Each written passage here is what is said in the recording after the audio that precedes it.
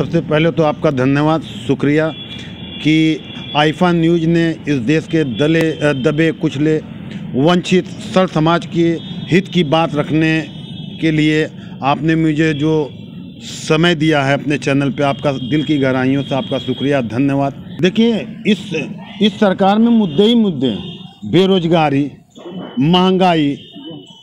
बेरोजगारी, शिक्षा, स्वास्थ्य पे ध्यान ही नहीं दे रही सरकार, और जो पहले की बनी हुई चीज़ें थी उसको केवल बेचने का काम किया।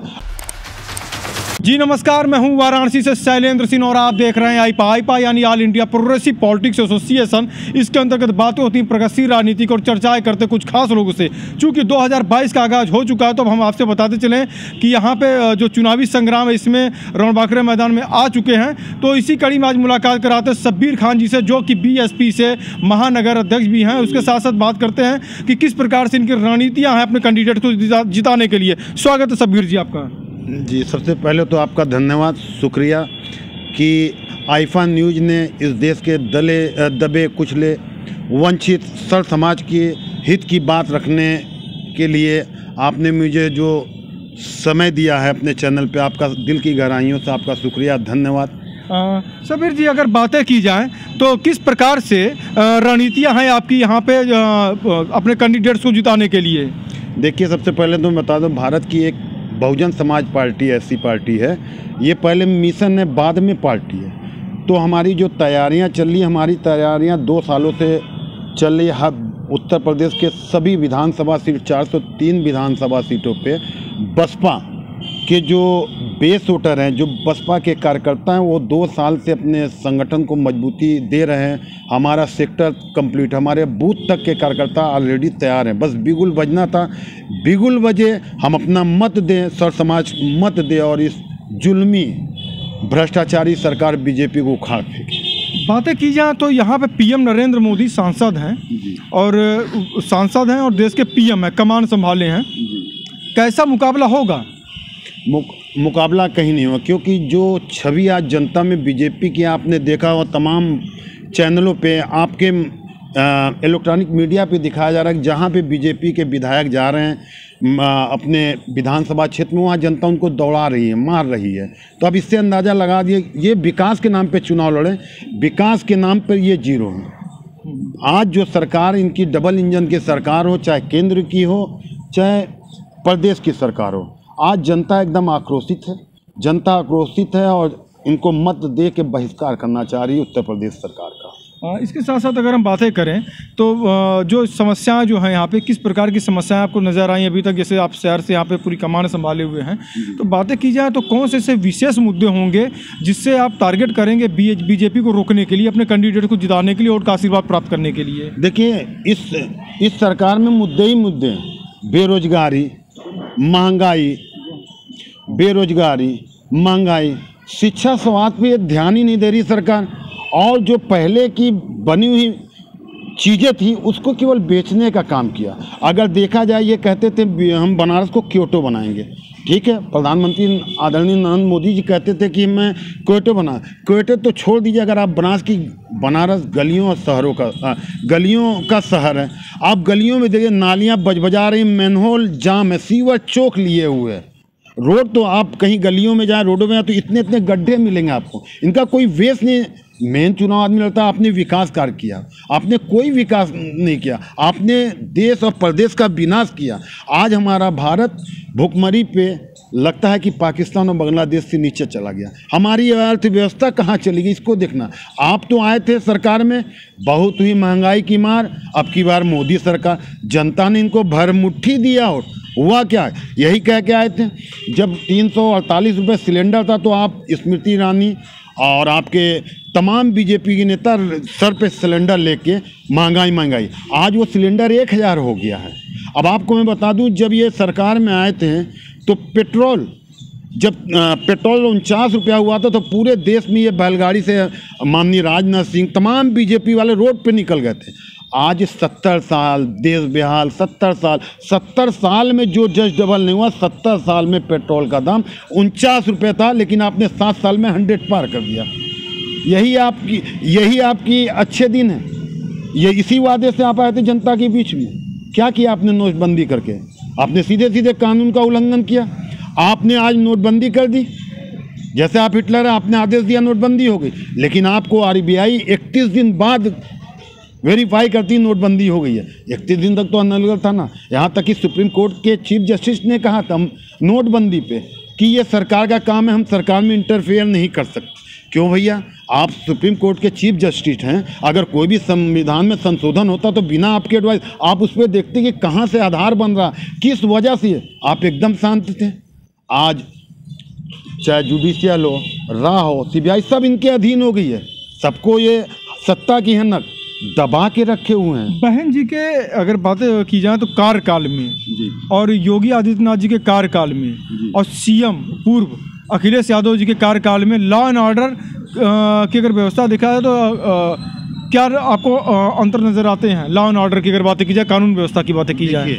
देखिए बहन जी के सरकार में कानून द्वारा कानून का राज चला। बहन जी एग्जाम्पल में दिखाएं, अगर उनके सांसद ने बदतमीजी किया था तो वो सीएम हाउस से ला के अरेस्ट करवा दी थी। बहन जी के शासन में लड़कियां रात को 11 बजे 12 बजे अकेले आ जा रही थी। आज हत्या, बलात्कार, रेप, और आप जहां तक कि समाजवादी पार्टी बीजेपी की, आज बीजेपी की सरकार में कानून व्यवस्था नाली और पटरियों पे बातें की जाए तो बुनकर जो हैं, चूंकि अल्पसंख्यक जो वर्ग से जो लोग जुड़े हुए हैं, बनारस की एक खास पहचान रही बनारसी साड़ी। बुनकर जो उसको जो बनाता था, आज क्या स्थितियां उसकी नज़र आती हैं? चूंकि टीएफसी बना के एक दिया गया बनारस में कि जिससे बुनकरों का एक सीधा सीधा जो है मार्केट मिल जाए। कितना लाभ हो रहा है टीएफसी से? और अगर बातें की जाएँ तो बुनकर की स्थिति क्या देख रहे हैं आप? केवल ये जो टीएफसी की बात की, ये हवाई बातें हैं। अगर ज़मीनी हकीकत पर देखें तो बसपा के शासन काल में बहन जी ने 1 लाख जकात मशीन बुनकरों को देने का काम किया और 59 लाख करोड़ मीटर बुनकरों के लिए बहन जी ने दिया। बुनकरों की उत्तर प्रदेश सरकार ने 59 लाख करोड़ बुनकरों से साड़ी बनवाने का काम किया।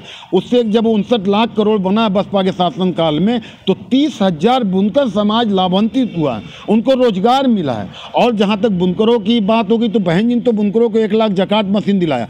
बुनकरों के लिए एक मानवर कांसीराम साहब एक आयोग बुनकरों के लिए बनाया, जहाँ से उनको हर सुविधाएँ, ऋण लेना हो तो उनको जो दिक्कतें परेशानी बहन जी के शासन में हुआ। और ख़ासकर बुनकरों के लिए बहन जी ने तो विद्युत कॉर्पोरेशन से बात करके उनको कम दामों में बिजली देने का काम किया।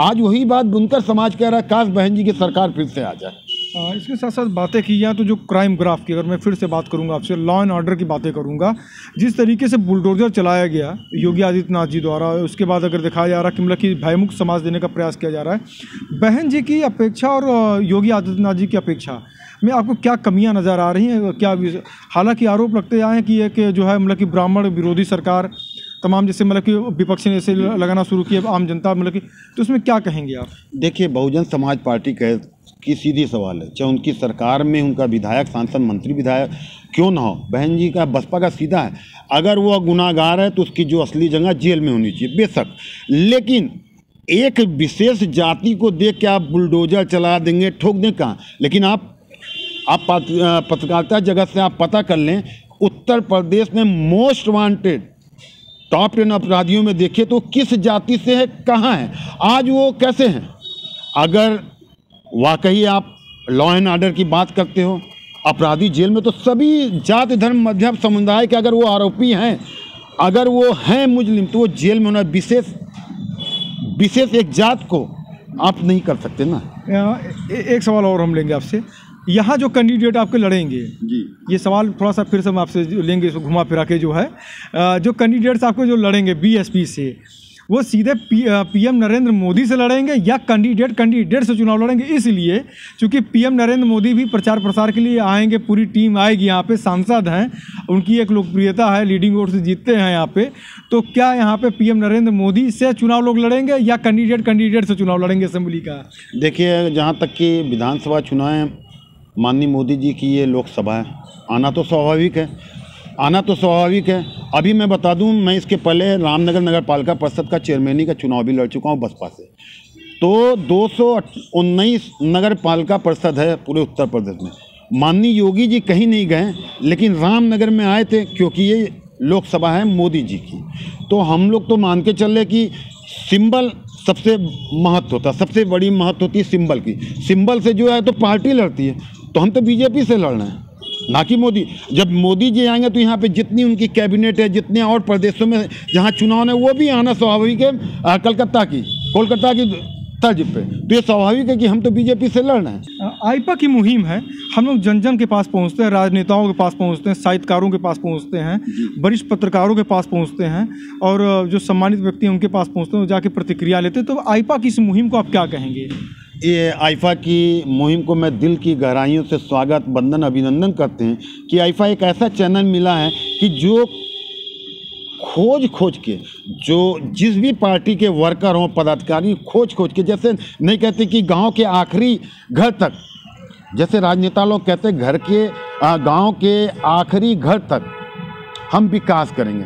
तो इस तरह से मैं आईफा की जो मुहिम लगी है कि सर समाज में सर्वदलीय पार्टी को लेते हुए जो आप ये कार्य कर रहे हैं, और बहुजन समाज पार्टी की बातों को अगर आपका चैनल बता, तो इसके लिए हम गौरवान्वित होने की बात करते हैं। मैं गौरवान्वित हूँ, आईफा का थैंक अदा करता हूँ, आईफा को धन्यवाद देता हूँ, आईफा को थैंक यू बोलना चाहता हूँ, आईफा को शुक्रिया अदा करना चाहता हूँ कि आईफा हम जैसे कार्यकर्ताओं को भी अपने चैनल पे जगह दे रही, मेरी बातों को सुन रही है, मेरी बेबाह की बातों को रख रही जनता के सामने। आईफा का धन्यवाद।